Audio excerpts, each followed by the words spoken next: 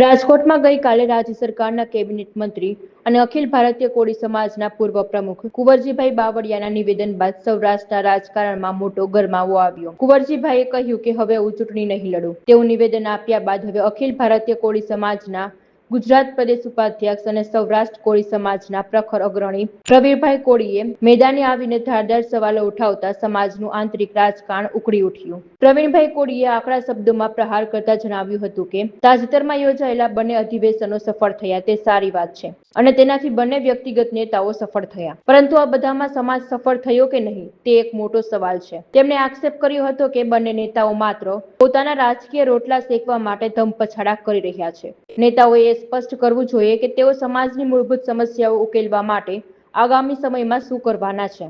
બંને બાજુથી પ્રમુખના દાવા થઈ રહ્યા છે અને મીડિયા એ જ પ્રશ્ન કરે છે કે બંને બાજુ નેતા બનવાની કોશિશ ને હોડ લાગી છે, પણ મારો પ્રશ્ન છે કે સમાજ માટે લડવા નીકળ્યા છે કે વ્યક્તિ માટે, એ નથી સમજાણું। અત્યાર સુધી લગભગ 1 મહિનાને આળેગાળે આ વિવાદને થવા આવ્યો, પણ કાંઈ પણ સમાજની વાત બહાર આવી હોય એવું મારા ધ્યાન ઉપર આવ્યું નથી મીડિયા કે સોશિયલ મીડિયા દ્વારા।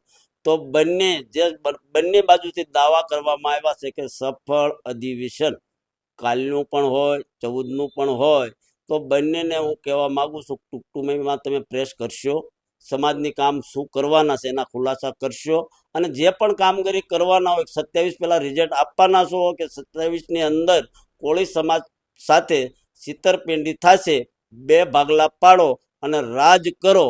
આનો શિકાર તમે આ ભોળા કોળી સમાજને ન બનાવતા આ મારી તમને અપીલ છે કે અત્યાર સુધી તમે લાભ લીધા, સમાજે આપ્યા, આની વેદના આની પીડા સમજો।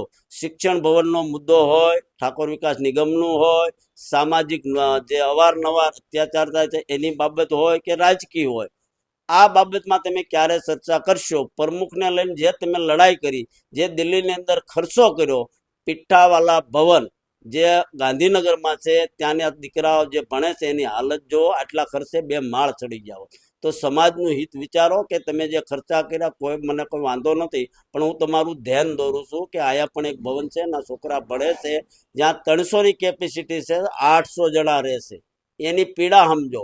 મારી વેદના છે સમાજને લઈને, કોને સારું થવું એના માટે નથી, કોઈ પાર્ટી માટે સારું બતાવવા માટેના મારા અધિવેશન કે હું બોલતો નથી।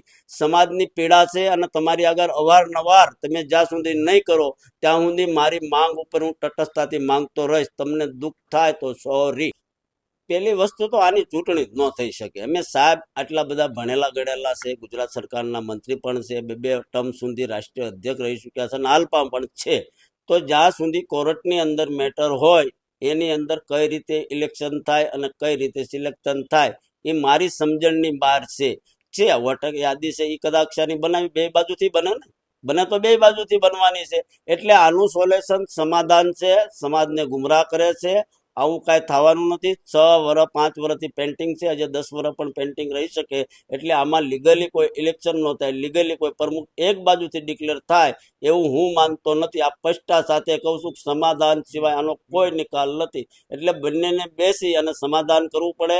સમાજના ભાગલા પાડી અને રાજ જે કરવાની નીતિ છે અને મત લેવાની પાર્ટીને સારું બતાડવાનું જે અત્યારે હોડ મચી છે એમાંથી બહાર આવે અને સમાજના જે દીકરા દીકરી છે એની પીડાથી એ વાકેફ છે તો એનું કામ કરે, આવી મારી બંનેને અપીલ છે। જો ભાઈ આમાં તો જેમને બેઠા હોય એમને હવને એજન્ડા સાથે હોય એ ચૂંટણી આટલા વર્ષોથી લડે છે, સાહેબ પણ લડે છે, હીરાભાઈ પણ લડે છે, વિરેન્દ્ર કશ્યપ હાલમાં નથી એટલે એ કદાચ એની જગ્યા કરતો તો અમને કઈ વાંધો નથી, ભલે કરતા, પણ અમે જે વાત કરવી છે પીડાની લઈને, સમાજની પીડાની કામની જે વાત છે એની વાત મેં દિલ્હીની અંદર કાલના અધિવેશનમાં મેં બધા મીડિયાને કીધું છે, એક વાત સાંભળવામાં આવી કે વિરેન્દ્ર કશ્યપે દિલ્હીના મુખ્યમંત્રી છે જે રેખાબેન ગુપ્તા એને અપીલ કરી અને જાહેર મંચમાંથી મુખ્યમંત્રીએ કીધું કે કોળી સમાજની દિલ્હીની જે 20 લાખ જે આળેગાળે કોળી સમાજ દિલ્હીમાં વસે છે એની પીડા હું સાંભળીશ અને આ સરકાર એના માટે બની છે, તમામની પીડા સાંભળશે, સાથે સાથે તમામની પણ કીધી અને કોળી સમાજની મુખ્ય એને નોંધ લીધી છે। તો આવું કઈ ગુજરાતમાં ન થઈ શકે? પોતાની માટે તમે લડો છો તો મારે સમાજનું પણ પીડા જુઓ। આ મારી તમારી સાથે માંગણી છે અને ટૂંક સમયમાં તમે પ્રેસ કરો, આવતા દિવસોમાં શું તમે કામ સમાજ માટે કરવાના છો એ ક્લિયર કરો। આ તો વર્ષોથી બધી ચાલ્યું આવ્યું છે કામ, રાજકીય માણસો હોય એ તો રાજકારણ જ કરતા હોય, કોઈ વાંધોય નથી સમાજને, પણ સમાજની પીડા એ છે એ રાજકારણ કરે એનો કોઈ વાંધો નથી. કે હીરાભાઈ હોય કે બાવળિયા સાહેબ હોય કે વિરેન્દ્ર, અમે કોઈના દુશ્મનો નથી. અમે જે સમાજની પીડા છે, જમીન ઉપર રખડવી છે, ગામડે જાવી છે, અમને દેખાય છે એ બોલવી છે. જી